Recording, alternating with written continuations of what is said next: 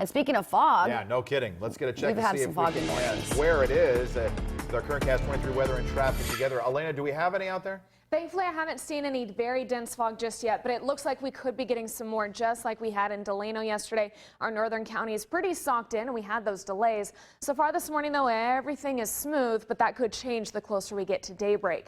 So here's that look at that live picture from Bakersfield, showing you a little bit of the haze. It's kind of gray out there. Part of that is the smog. Part of it is that fog starting to form as well. 47 degrees in Bakersfield right now. We still have 3 miles of visibility, still 5 degrees away from our dew point. We need those two temperatures right spot on to have complete saturation. Within a couple degrees, we'll get that fog. Up to the north, they're talking about fog up there as well, and temperatures only in the 30s at this hour.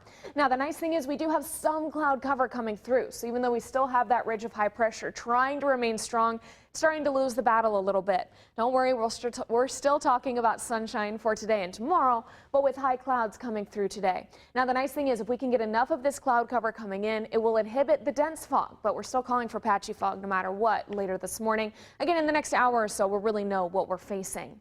Now, the nice thing is with all of these very powerful low pressure systems, those are starting to break down that ridge and they'll create a trough. Basically, instead of having this big hump here, we'll have a little bowl where all of these storms can drop into. Now, I say that's a good thing because we need the rain. We're under for what we should have had so far this year. So even though all of this is just cloud cover, all of that up there is rain. That looks to head our way late Thursday into Friday. More on that coming up in your 7-day in a few minutes.